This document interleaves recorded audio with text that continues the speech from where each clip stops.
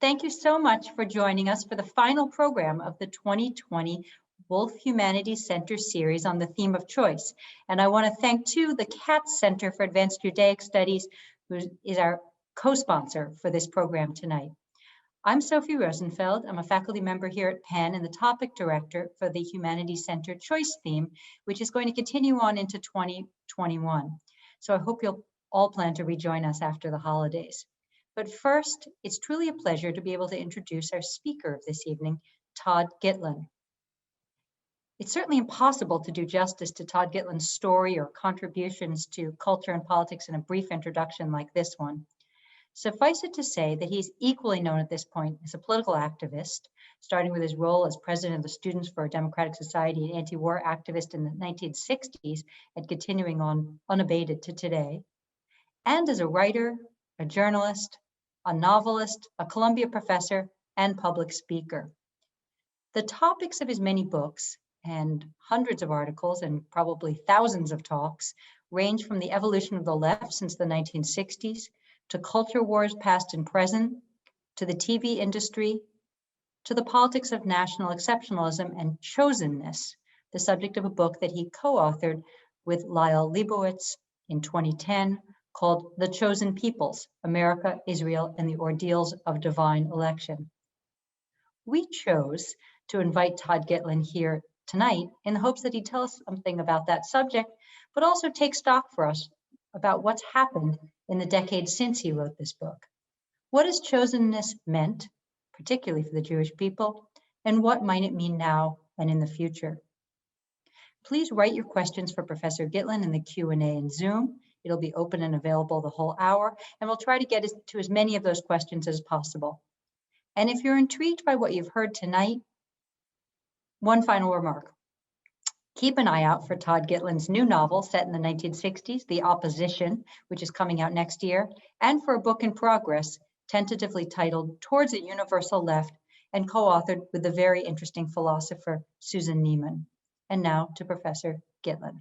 National exceptionalism might seem to have run aground. Look homeward, angels. Despite a breathtaking jamboree of lawlessness, ignorance, malfeasance, delusion, and incitement, heralded 4 years ago as a down payment on restoring depleted or shrouded or broken greatness, America has evidently not been made great again. In the effort to cram the American people or some idea of ourselves into a box that fits roughly half our number, whatever precisely is supposed to be so exceptional or great about America is the subject of feverish disputation. Many governments speak in the name of the people, by which they did not mean everyone located on a territory at a given time, or everyone officially designated a citizen, but everyone considered to be a member of a people from whom other human beings, whether on the same territory or not, are excluded. This is the so-called populism that has sent tidal waves around the world. Ordinarily, this idea of the people is based on a continuity theory. From roots come branches, origins are all.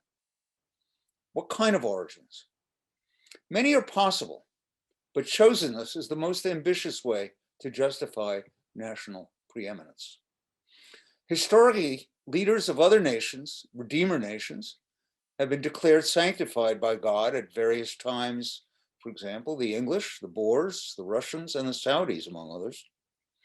But in their own eyes, and sometimes the eyes of others, the United States and the Jewish nation or people have basked in a singular kind of specialness, a continuous claim, either straightforward or oblique, to being a most favored nation, not only superior to others, but anointed and tasked as such by a supreme being. It is not incidental that the elected leader of the state of Israel speaks as if he were the political leader of the Jews, all Jews, the Jewish nation. Israel, Benjamin Netanyahu has said, is the nation state of the Jewish people and them alone. Chosenness, in the sense of Genesis, is the essence of the Jews in the eyes of the current Israeli administration and, as well, its American supporters. The people of the book have not had a better friend, Mr. Netanyahu recently told Secretary of State Mike Pompeo. By the book, Mr. Netanyahu did not mean the Quran. If the people of the book are God's anointed, then what they do is done in the name of God and serves God's will. The deal was made. The deal is forever done. The chosen people cannot choose to cancel their election. Chosenness, in the sense of Genesis, is the subtext of Israel's national story. It's a spectral subtext, often out of sight, as if it might be in bad taste to advertise. Even though Zionism for most of its history disdained a religious justification, and even though pronouncing the Holy Association is frowned upon, as Orthodox Judaism proscribes the pronunciation of Yahweh, and even though the debates about the meaning of chosenness have been recurrent and disputatious, it is unquestionable that the dominant political force in Israel presumes that the state of Israel begins with God's designation of Abram, shortly to be known as Abraham, for a singular mission, quote, leave your country, your people, and your father's household, and go to the land I will show you, close quote. God gives no reasons. This is problematic in an interesting way. Noah, the previous beneficiary of God's special treatment, was a man, quote, perfect in his generations, a man who, quote, walked with God and hence deserving. In the case of Abraham, God gives no reasons. The word of God must suffice. Chosenness begins with a rupture, a kind of big bang into existence. With chosenness will come travail and also a promise. The travail, your descendants will be strangers in a country not their own, and they will be enslaved and mistreated 400 years. Then the promise. In the fourth generation, your descendants will come back here, for the sin of the Amorites has not yet reached its full measure. You have been chosen, in other words, and others have not been, for they have sinned, and their sins have not peaked. From divine election comes peoplehood. But why Abraham? Rabbis must have thought God needed to give a reason, for they produced a virtue interpretation. Abraham's father, Terah, who sold idols, is said to have gone away and left Abraham in charge. When a woman asked him to offer up flour to idols, Abraham grabbed a stick, smashed all the idols but one, and left the stick in the hand of that one. They quarreled over the flour, whereupon the largest idol had destroyed the others. Well, the idol story is post hoc. It emerged centuries after the compilation of Genesis, as did Islam, an Abrahamic faith after all, which affirms more or less the same reason for the election of Abraham, namely that Abraham was, after all, a pious man. One thing the ancient Jews knew from their text was that Abraham was flooded in perplexity and repeatedly in need of reassurance. The Jews' election was wrapped in a mystery. God had his reasons, but the people were left uncertain, or perhaps their uncertainty was also a gift. They had to wonder about their merit. The distinction of the Jews was prospective, not given. It would have to be achieved. The Jews would have to fret, doubt, fall short, wrestle, and scramble for a reassurance forever denied them, for the mind of God was unfathomable, in their own minds, ordinary. They would, in fact, regularly resign their commission and choose, in a sense, not to be chosen. But God declares that he did have a purpose for choosing Abraham. And I quote, I know him that he will command his children and his household after him, and they shall keep the way of the Lord to do justice and judgment, close quote. He chose Abraham then for the specific purpose of bringing righteousness into the world. Justice is his justification, at least after the fact. In this light, the moment of truth for Abraham is the Sodom and Gomorrah story, which places Abraham squarely in the history of justice. Abraham makes so bold as to challenge the authority of God. In his willingness to stand up for people who are not his own flesh and blood, to argue with God, who initially wants to destroy every last soul in the cities of the plain, that Abraham acquires the distinction that might have warranted his divine election. He demands justification of the Almighty, whose writ extends beyond the need for justification. Later, after the Exodus, the golden calf episode is one of many, where faith breaks down, only to culminate with the Jewish people straining to bind themselves together by reaffirming a mission which is as divine as it is obscure. Moses at Sinai only amplifies his people's doubts. The Lord, he tells them, did not set his love upon you, nor choose you, because you were more in number than any people, for you were the fewest of all people. They were few then, but perhaps they were also righteous? No such luck. And continuing the quote, not for thy righteousness, or for the uprightness of thine heart dost thou go to possess their land, but for the wickedness of these nations, the Lord thy God doth drive them out from before thee. In this case, your virtue, in other words, would be that you lack the other vices. Not so great. But now comes God's incantation, quoting again, if you will obey my voice indeed, and keep my covenant, then ye shall be a peculiar treasure unto me above all people. Although the whole earth is mine, ye shall be unto me a kingdom of priests and a holy nation. Ye shall be, future tense. You shall flourish in time, not space. In other words, the Supreme Being declares that his relationship with his followers is conditional. It depends on how human beings treat one another. You have not yet achieved yourselves, he says. You will be put to the test. You will be tempted to become the people who forget, who rebel, who transgress. Prophets will have to arise to awaken you. The covenant is no comfort, and it is always on the verge of expiring. The Jews are founded to be different from others then, but not necessarily from all others in the same way.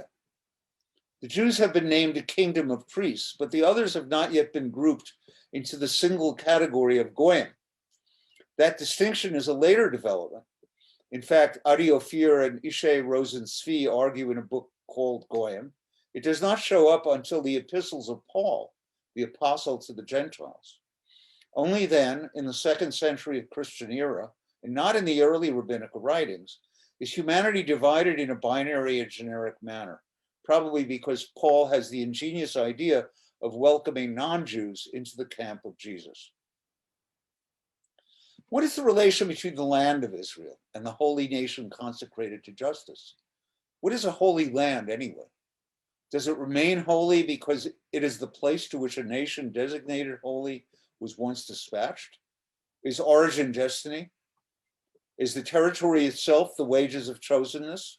Or are there moral tests to be passed? What does the mind of God command? Uncertainties upon uncertainties, endlessly renewed. God, through Moses, tells the Jews to keep the laws, at least the spirit of the laws, and the chosen people will make the promised land live up to its billing by pointing their compass at justice. I will flash forward many centuries now. Exile from the land throws the Jews into suspension.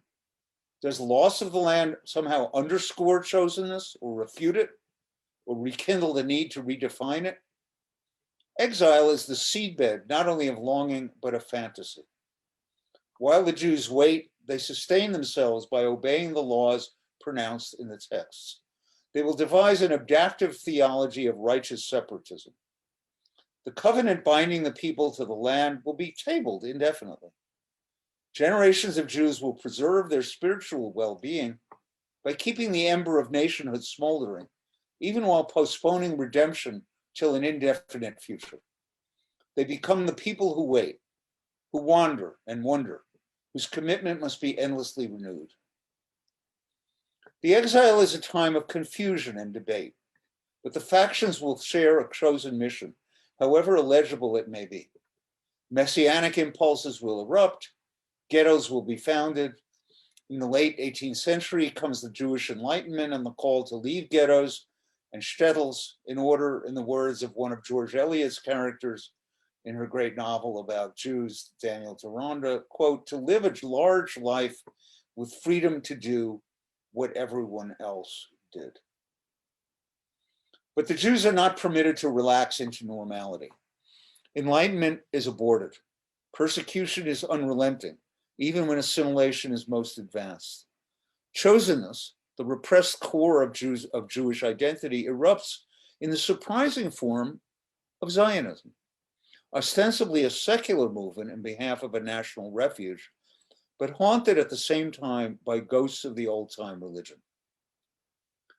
Zionism was many things: a nationalist rally, a rescue operation, a political utopia, and a defense. But it was surely also an attempt to repair a major fracture in Jewish history by restoring the Jews' vital link to their origin as a chosen people. Now, this is not the time for a history of Zionism or the state of Israel, nor am I chosen for that task. But it's a fair generalization that in the course of the 20th century, consensus formed to the effect that the actually existing land of Israel represented some kind of extension or resumption or redemption of chosen nationhood. When the land, the people, and the religion were reunited in Zion, they seized the collective Jewish imagination, even that of most American Jews who, whatever their dissent from Israel's theocratic tendencies, agreed that Israel was the Jewish center or crux. Everything else was periphery. Messianic yearnings would now become a nation-building principle, to gather the Jews once more in the promised land. If the promise of the land was what founded the Jewish people from the start, it was only appropriate that Jewish people establish or reestablish their nationhood there. Settling the land, the Jewish people would confirm their biblical origin, that is, their divine origin. In effect, the first time chosen, the second time chosen. Rabbi Abraham Isaac Kook was one of the few rabbis to sign on with Zionism, which in his version formulated the unity of the national and the divine. In a spirit of biblical begats, it was his son, Rabbi Tzvi Yehuda Kook, who became a leading voice in the territorial redefinition of chosenness. Tzvi Yehuda Kook emphasized the sanctity of the land and became the animating spirit of the West Bank settler movement. All the elements for the clustering of people, religion, and land were assembled in the Promised Land, but it was only in 1967 that another stage of Zionist thought and action became possible. This came with the stunning or miraculous victory in the Six-Day War, the reunification of Jerusalem and the acquisition of some of Judaism's holiest places from Hebron to the Western Wall. An unfolding redemption manifest in the birth of the Jewish state could now proceed to liberate Judaism's most precious sites.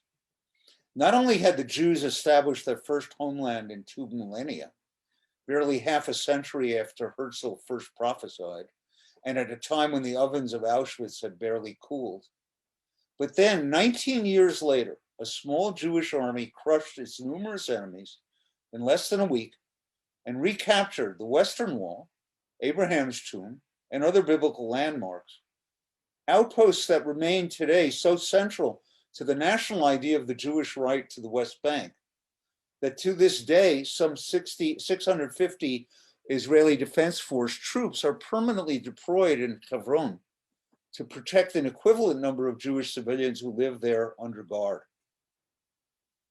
Israelis who were not necessarily religious could hardly be blamed for believing that they were living in miraculous times, that God was palpably on their side, and that he expressed his gratitude for their efforts with an indisputable gift, the reminder of the promised land, that its part in Israel's scriptural triumphs took place in all their glory. Convinced that the redemptive process leading to the end of days had begun, Rabbi Tzvi Yehuda Kook pushed his father's theology to the limit. He proclaimed, the state of Israel is divine. Not only can there be no retreat from a single kilometer of the land of Israel, God forbid, but on the contrary, we shall conquer and liberate more and more. Heaven protect us from weakness and timidity. In our divine, world-encompassing undertaking, there is no room for retreat, close quote. In Kook's understanding, Israel the state, a political entity, Israel the land, a geographical entity, and Judaism itself, a religion, were dimensions of the same divinity. At that time, this fusion spoke directly for only a small minority of like-minded fanatics in Israel. The question Liel Leibovitz and I tried to answer in our book, The Chosen Peoples, was this: how was it that the religious settlers of 1967 and thereafter were able to acquire so much leverage in an Israeli society that was mostly secular? Well, at one level, this is a story of brilliant political maneuver by the zealous few, combined with the practical calculus and political inertia of the many. In short, the Redeemer nation would be secured by bedroom suburbs. This explanation of what happened goes part way. But it does not speak to both the tenacity of the settlers and the willingness of settler governments, secular governments, to accommodate them. Israel's leaders from 1967 on were often men and women of labor who declared their commitment to peace with the Palestinians, but allowed Kook's disciples and the rest of the settlement movement to flout the law, to dictate international policy, and in the process to jeopardize Israel's security. They did so out of a peculiar, if elusive, sense of identification.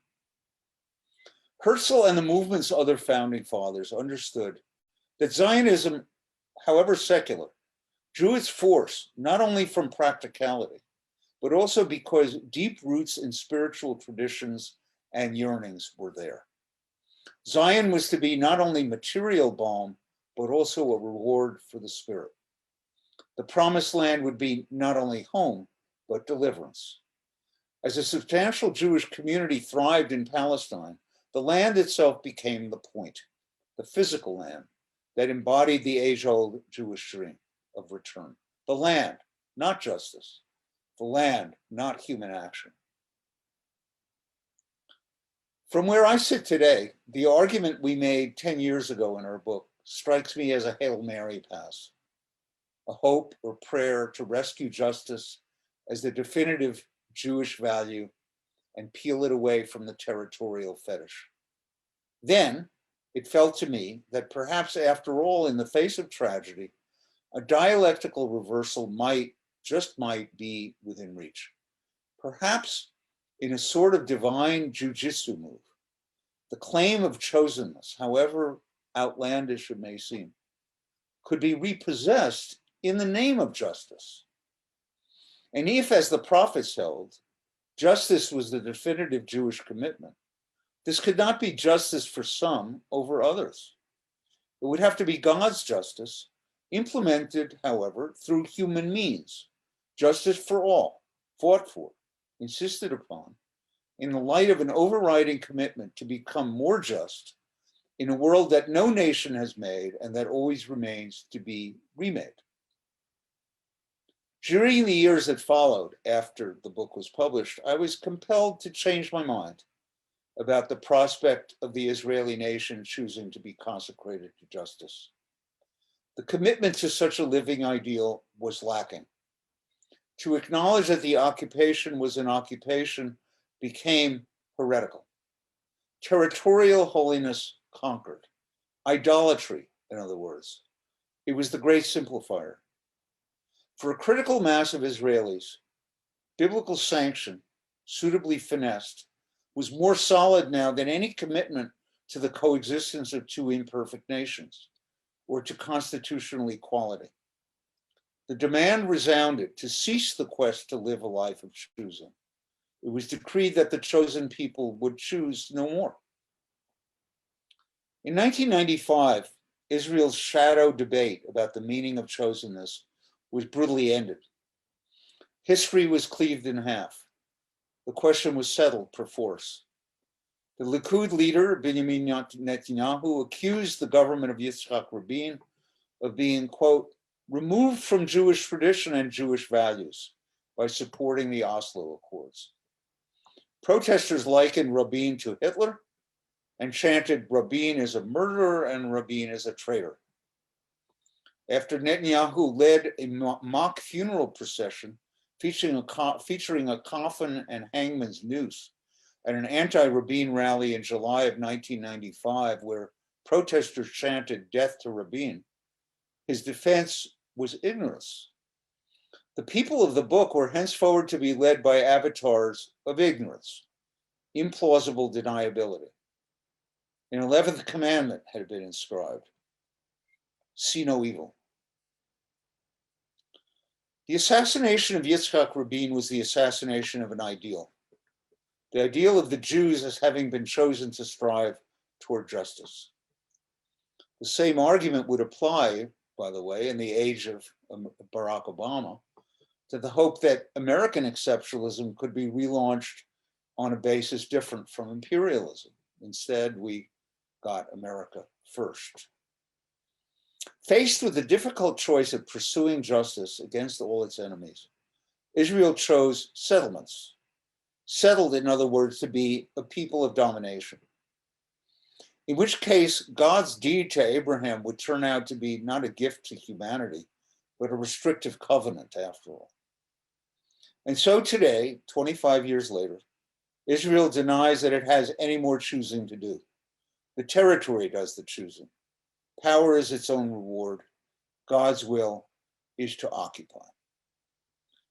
This conclusion was enshrined in the 2018 Law of Nationality, adopted by the Israeli Knesset, in these words: the state of Israel is the national home of the Jewish people, in which it fulfills its natural, cultural, religious, and historical right to self-determination.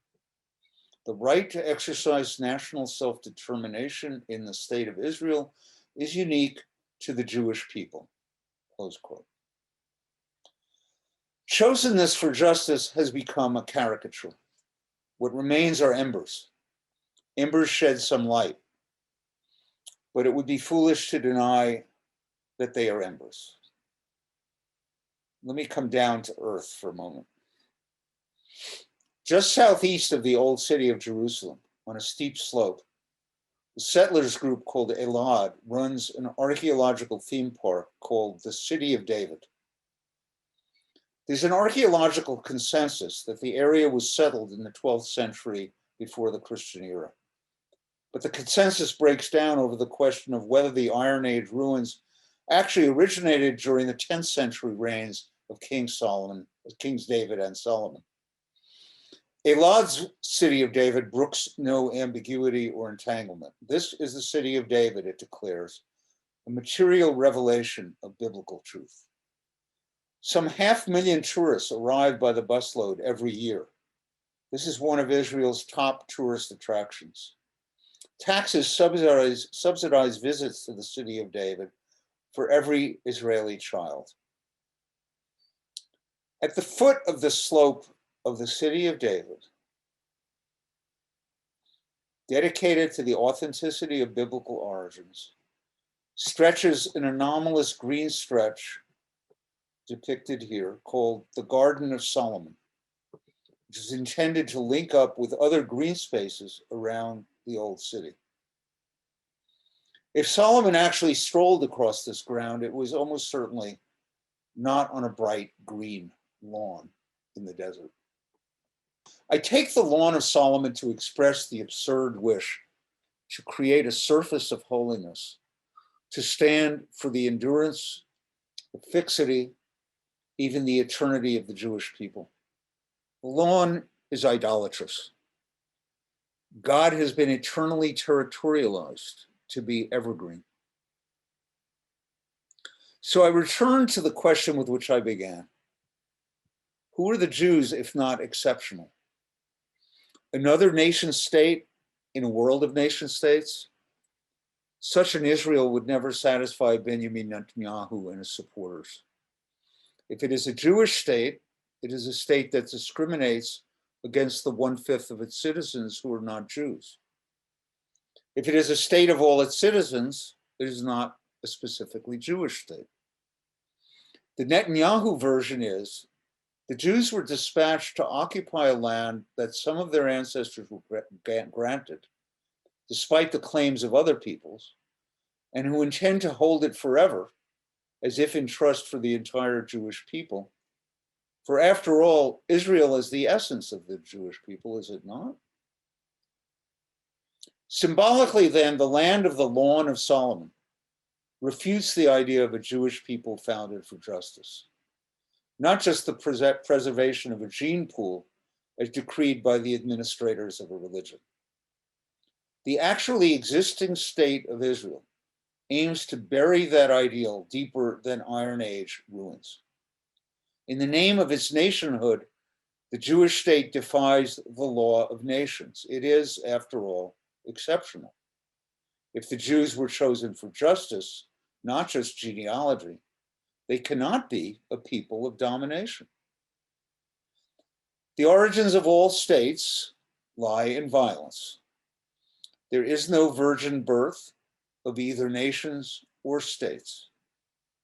So understand, please, it would be absurdly wrong to see Israel as uniquely transgressive of rights that ought to adhere to all human beings. States are states, tainted from the start. But the idea of the Jews, threading through their long entangled history, was to become a different sort of nation. People of the book, indeed. Not the state of the Israelis as Denmark is the state of the Danes and China of the Chinese, and not comparable to the Hindu nation promoted by Narendra Modi, or the Turkish nation espoused by Recep Tayyip Erdogan, but something else.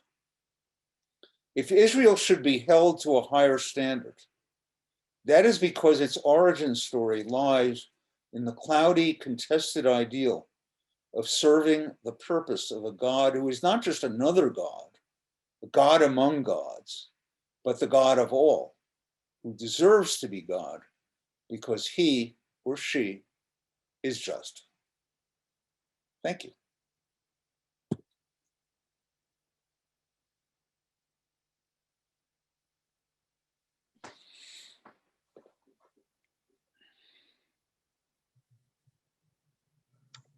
Hi, thank you so much. That was extremely interesting, and questions are indeed starting to roll in.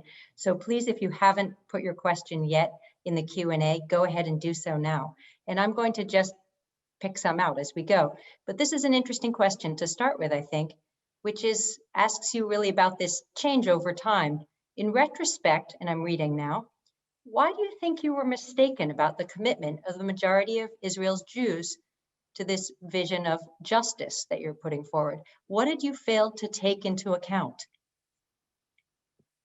I was wishful. I was writing, I suppose, under the spell of Oslo and the incremental fits and starts, lurching movement toward and then away from and then back toward some sort of reconciliation with Palestinians. I was writing in the sense of it that we were in a sort of era of good feeling. I mean, this is a book I see more clearly as having written under the sign of Barack Obama, if you will. I was more hopeful that the assassination of Rabin had not foreclosed the opportunities that I think that at least I hoped were there. So I suppose I had failed to reckon with the force of the religious zeal that attached to the West Bank, but not only the religious zeal, I mean, as we did argue in the book, the collusion on the part of secular Zionists, labor governments, with that idea of the holiness of the land. I suppose I thought that the secular force was stronger, that sort of what I can only call the common sense of the people was capable of surpassing theocratic components. I would have to say I was naive. And I must say, I think this is probably the first time I've ever given a lecture in which I've confessed a mistake. I don't feel abject about it. I mean, I think there was a reasonable hope. So I'm not sorry I indulged in that scenario. But so I'm not happy to come to you and report that I can no longer adhere to this scenario, but there it is. That's my best understanding of what happened. It's a little hard not to be disappointed by politics around the world in the last few years, I think. I'm trying to imagine the opposite here. But there are actually a number of questions that are, in various ways, want to link what you've said about Israel to how you see the US at the moment. And I will give you one of these to begin with, if you don't mind, which reads, how would you compare Jewish chosenness to American exceptionalism? Is the US origin story of all created equal a reasonable parallel for you? And if so, are we all equally beyond repair? Oh, Lord. Yes, really, that's a tough one. So the book is about half about the Jewish history and half about American history. And again, we've tried to perform the same sort of jujitsu maneuver. So here, I did a lot of reading for the first time, really, in colonial American history, which is not my specialty. It turns out to have been a lot of scholarship done by American historians that superseded everything I had been learned, not only in grade school, about the nature of the American founding, but also what had sort of come to me as the enlightened understanding of the American origin. I had thought of that America was founded by Enlightenment intellectuals, and in a way that is true. People like Jefferson and Madison and Franklin and so on were certainly Enlightenment intellectuals, and I've been impressed by what was at the time, I think, one of the standard pieces of historiography about the period running up to the American Revolution, namely Bernard Bailyn's book, The Ideological Origins of the American Revolution, which was an analysis of the pamphlets, many pamphlets there was a huge pamphleteering industry in the 18th century. And Bailyn read through a ton of them and distilled from them basically an argument that sort of the inception of an idea of an American republic was already in the works. It was in embryo, and then it was delivered in 1776. Well, what later scholarship unearthed was a different story about what Americans were reading in the 18th century. So it was true that there were all these political pamphlets that were inspired by John Locke and other proto-Enlightenment figures. But it turns out that, and I believe that this conclusion still holds up, that the majority of what people were reading in the 18th century was not these basically secular pieces of political theory, but religious tracts. That the awakening of the 18th century, or we could say that the religious awakening began with the Puritan upheaval, which resulted in the migration to the New World. And then the rekindling of religious spirit in the 18th century had actually produced a movement of evangelical Christians in the strict sense, in the sense in which we speak of evangelical Christians today. So that it sort of came to me as startling, but true, that indeed the American Revolution was led by Enlightenment intellectuals, but who they were leading was evangelical Christians. That an idea of a redemptive America, of America as a new Jerusalem, that kind of language which starts cropping up in the 17th century and is then rife in the 18th century, is the core of the American idea. So what develops in the course of the 18th century is what we call the Christian Republican, that's all our Republican synthesis, in which we would be both sort of a holy refounding and a political republic. Quite an ingenious idea. So from this point of view, the enduring aspiration to see America as a holy land is not simply something that cropped up in the Old Awakening and then dissipated, and then cropped up again in the Great Awakening of the 19th century and then dissipated and so on. But it's a subterranean stream that runs straight through. That, at least when I was growing up, in the 50s, painted a very different picture of what the American core was, because during the time when I was imbibing my sense of what America stood for, my country 'tis of thee, sweet land of liberty. The evangelical Christians who never ceased to flourish had turned away from politics. In fact, as a matter of principle, they did not want religion to be tainted by politics. And it wasn't until the early 1960s that it came to them as a result of, importantly, as a result of decisions made by the Warren Court, that they had better get into politics because the state was going to erode what they took for granted as the essence of American belief. So, I grew up thinking about the Warren Court as the court of civil rights, the court of civil liberties and free speech and so on. But to the evangelicals, the Warren Court was the court of the suppression of school speech, of school prayer. And and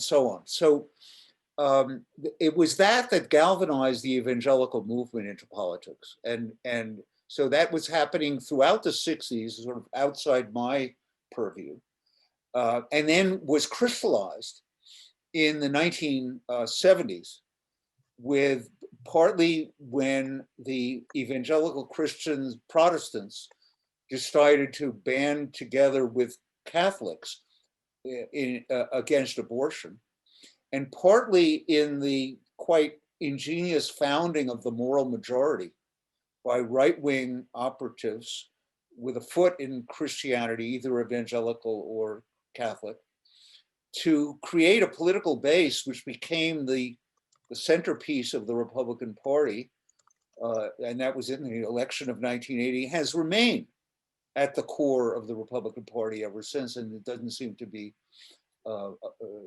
ready to expire.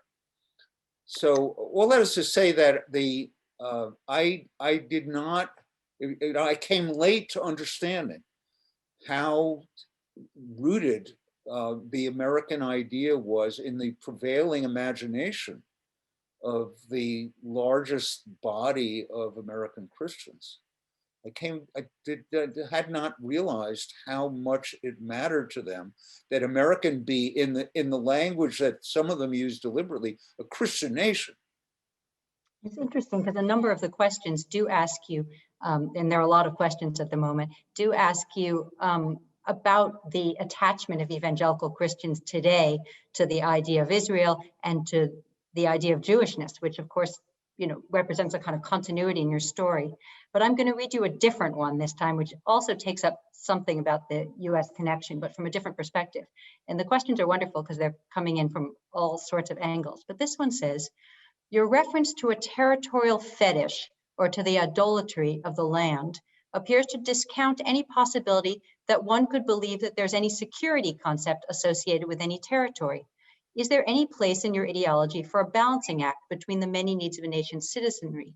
Similarly, is there any ability to feel a specialness for America without it being imperialistic? Well, this is again a very tangled history that I'm by no means expert on. But originally, because the settlements on the West Bank after 1967 were justified in the name of security. Although many of the generals did not think they actually were a good idea from the point of view of military security. And so thus, in international law, there's a sharp distinction between civilian and military settlements. And so for quite some time, settlements could accumulate and grow with respect to security. The arguments were made for security. However, quite early, there was a very strong wave of opinion to the effect that actually the settlements were actually jeopardizing Israeli security. And that's why I mentioned the case of Hebron. I mean, here, Hebron is the city of Abraham, city where Abraham and Sarah are buried and so on. And it is largely, it is a Palestinian city. However, there is this surrounded settlement of Jews who are maintained by an equal number of soldiers. They are a risk to security. There's no security that comes from having a Jewish settlement in the middle of a major city in the West Bank. I mean, that's counter security. And I mean, I think everybody, if you've ever been there and seen it, you see it immediately. That this is not where you put this is not a rational place to put a fortress of security and stability. So I'm not a security expert, and I don't want to trivialize the security questions. Suffice to say, though, that the spirit in which the Israeli claim to the West Bank and the settlement claim to the West Bank, the spirit in which that argument is made has for many years ceased to be a security argument. It is a spiritual argument. It is a biblically rooted argument. It is an argument about the Jewish people and Jewish history. It's an argument about Judea and Samaria, which are what the Likud party calls the occupied territories. It's an argument that doesn't make any bones about being rooted in the chosenness idea about the Jewish people in the land. So, even though I should add, even though the historical land of Judea and Samaria is not the land that is the legally bounded territory of the state of Israel. I mean, there was, the Bible, most of what went on in the Bible did not go on in what's now Tel Aviv on the coast. It went on inland. If this was the city of David and Solomon, it was not on the coast. Just one thing I want to add before I forget it, apropos of the question of American evangelicals and their attachment. Those hundreds of thousands of people who visit the city of David every year are by and large American Christians. On the day that I was there, it was quite evident because they are, if you will, more Jewish than the Pope when it comes to the land. I mean, and I don't have to tell you how essential the Jewish claim to the occupied territories is to their Christian trajectory, in which the origin of Christianity is at stake.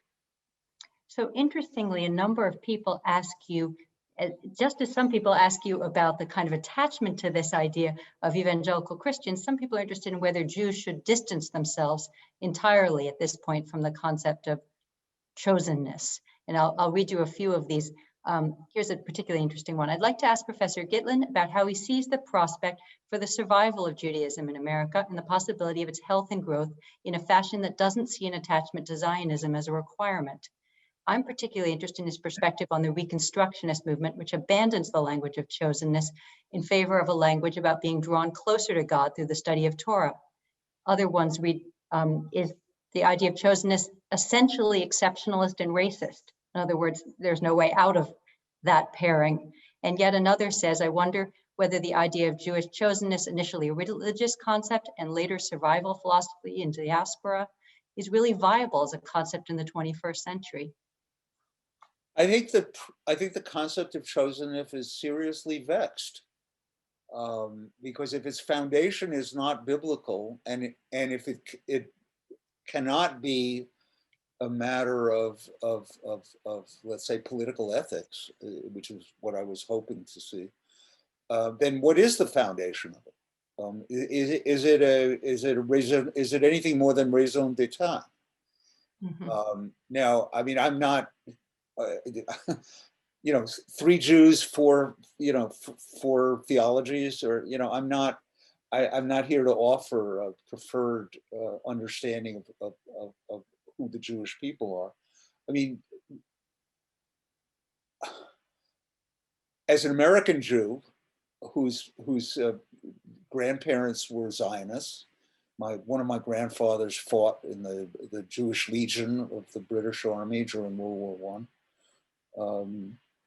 I grew up without thinking that there was a line to be drawn between Jews and Israel. I mean, it was sort of, I'm, you know, one of those kids whose grandmother planted trees in Israel for his birthday and so on. And so it came as, when I started visiting over time, it came to feel, I felt alienated. I mean, I felt I don't belong to this. I do belong to the diaspora.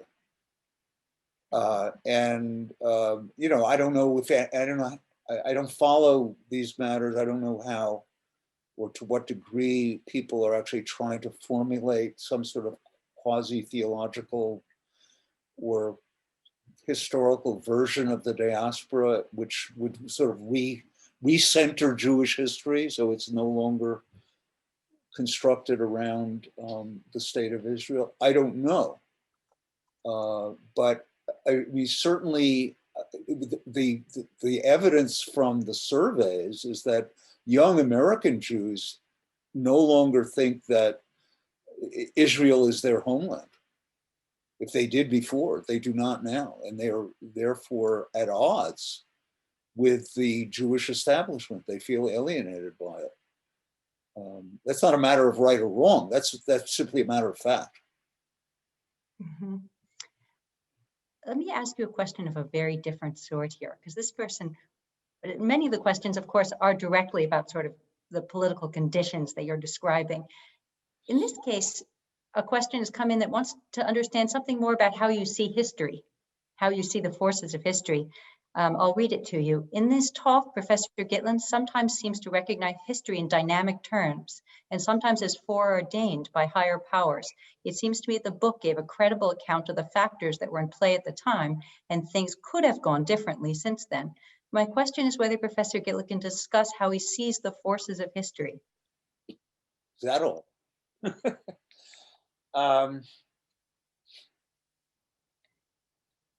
I do believe that we make history. Human beings make history. So I don't think the saga, the sort of territorialization of Judaism was preordained. I mean, I think we could point to choice points, by the way, which were not entirely in the hands of the Jews, because, you know, Palestinians made some very stupid moves, counterproductive moves that helped to sabotage what might have become the other scenario.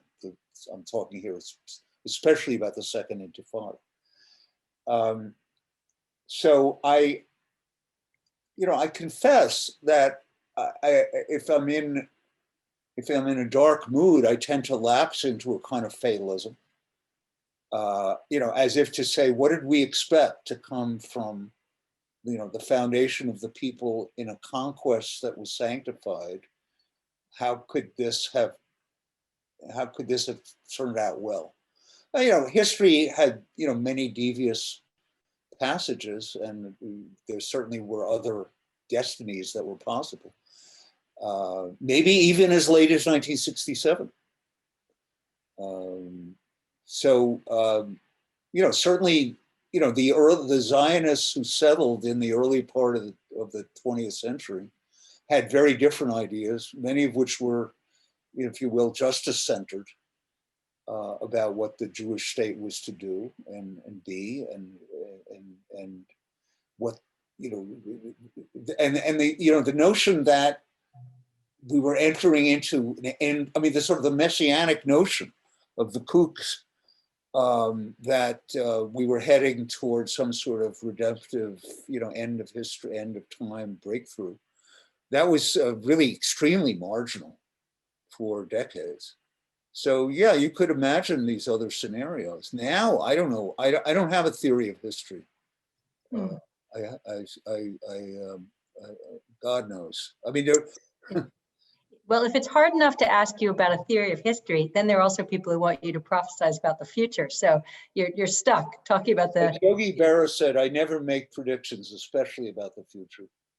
This one is less a prediction in this case, actually, than just simply asking you the question that emerges all the time about whether Israel, in your opinion, should, in some sense, remain a Jewish state, and what would that mean in light of demographic changes? And then other people have asked you to speak about the relationship between your vision of Israel and a vision of racial justice in the U.S. So you can take either of those, I suppose, or both. Oh my goodness. I was present actually a number of years ago when the president of the Palestinians was in New York at a time when I think Netanyahu must have been prime minister and had declared that Israel is a Jewish state.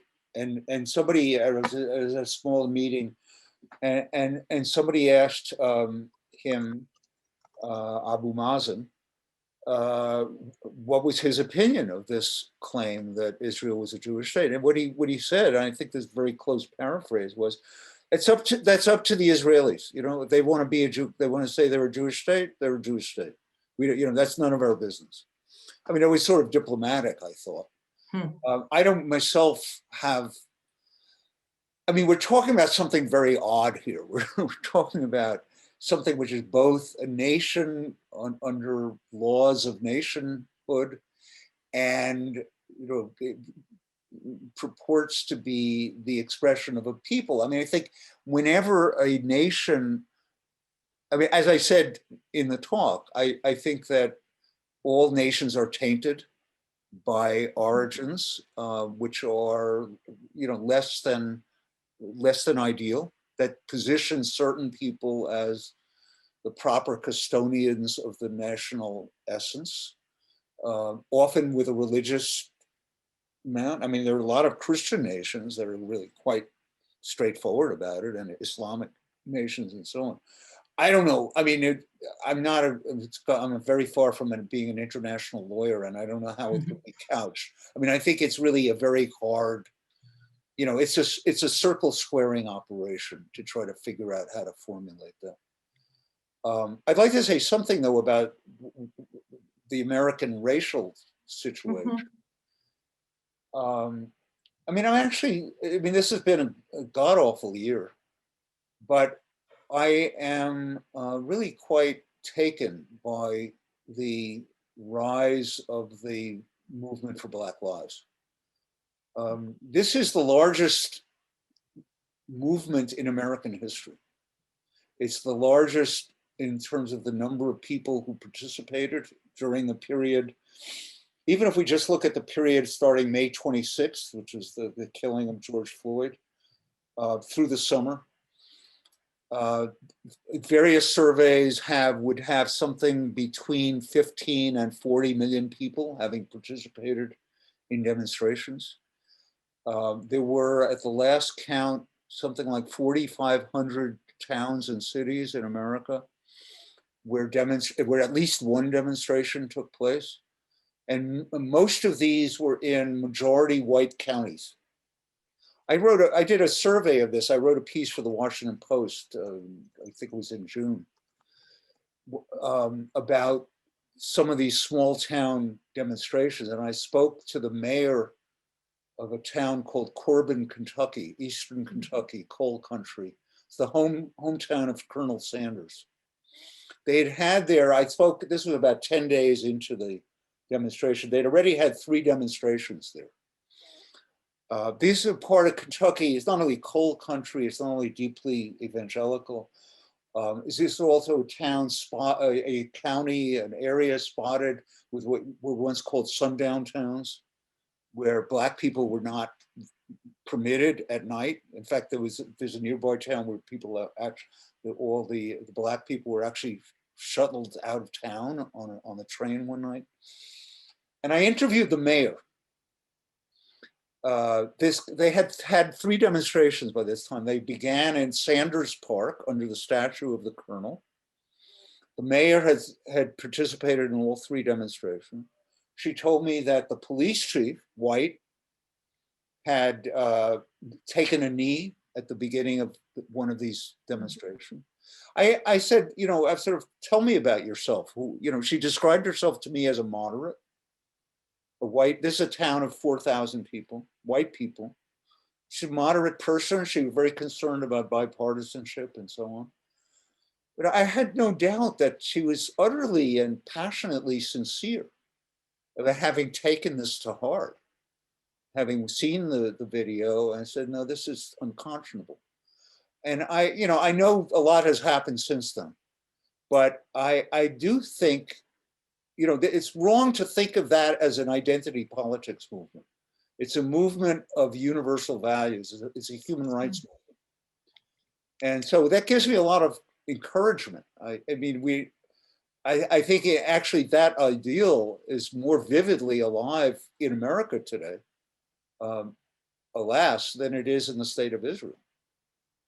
Yeah, it's a perfect time in a sense to rethink these parallels, because the situation is evolving so quickly. I mean, I think we've all been struck this past year by a really unexpected turn in some ways in American life. For a final question, though, I'm going to ask you something quite different. The last question to come in says, thank you for this fascinating talk, which we all must agree with here. But then comes the question, how is writing in different genres, novels, poems, nonfiction, etc., shaped your vision of Jewishness? Oh my goodness. These are tough questions, yeah. Well, I mean, that's an interesting question. So I'm quite proud of my second novel, which is called Sacrifice, has a book within the book. The book within the book is called Abraham, Isaac, Esau. And this actually is a novel I started many years earlier and didn't want to write. So I got away here with having a character write the novel, so only excerpts of it had to appear in the book. And it's an attempt by a Jewish psychoanalyst to try to understand both the Abraham Isaac story and the Abraham Isaac Esau story, to find the justice in it, make sense of it in a way that's both psychologically plausible and Jewishly plausible. And I was really thrilled that this book was given the Ribolo Award that year for writing for novels on Jewish themes, or fiction on Jewish themes. It really warmed my heart, because it did, because it was the form in which I was trying to wrestle with what I see as really problematic dimensions in the Jewish story. And the Abraham Isaac story had bothered me for a long time. I'm not the only one, Kierkegaard among many others. All this is to say that, I think the way I think in whatever form I can think, and fiction is a way of, trying things out and performing thought experiments, and has, is more nerve-wracking than history, because you can make it up as you go along, but then also you're totally responsible for what you're writing. So I continue to find that a useful way of considering, counterfactuals and sort of keeping the imagination alive. That seems like a perfect place to end, keeping the imagination alive. Thank you so much, Todd Gitlin, for joining us this evening for this conversation. And thank you to our big audience for sticking with a really interesting series of comments and questions. Thank you all. Good night. Thank you so much. It was a pleasure.